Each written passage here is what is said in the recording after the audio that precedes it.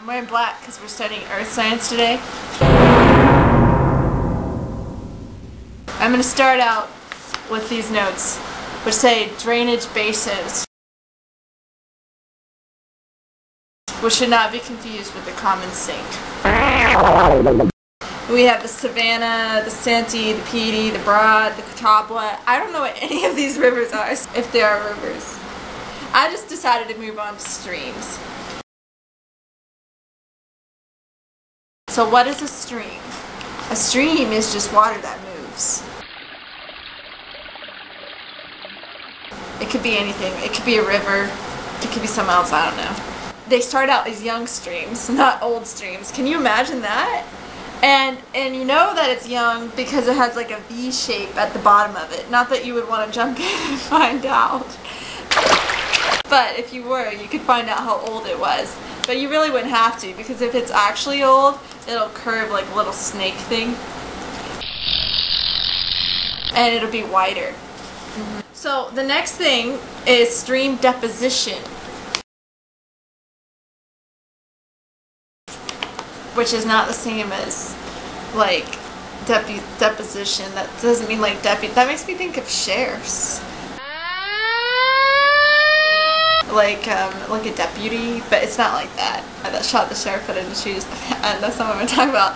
What I'm going to talk about is alluvial fans,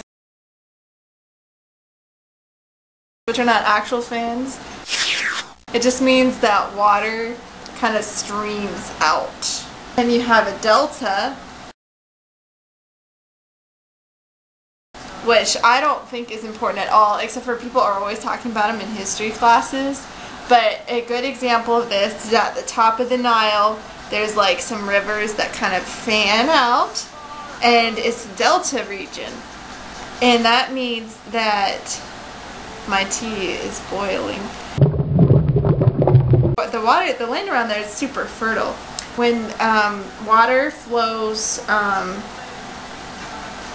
into a delta, it's called a distributary, as opposed to a normal tributary, which makes us think of Caesar for obvious reasons. And then that brings us to floods. Did you know that floods happen every year? Who knew? And when they do that, they create floodplains. And it's really bad when you live in cities because all that concrete and crap means that it doesn't go into the earth. It just kind of flows everywhere. Did you know some flooding can actually benefit people? First of all, it allows certain trees, such as the cottonwood tree, to seed. And I can't imagine a world without cottonwood trees, and I'm sure you can't either. But mostly it just causes worldwide devastation. And the life cycle of a lake, this part is really exciting. You have a large inland body of standing water. Who knew?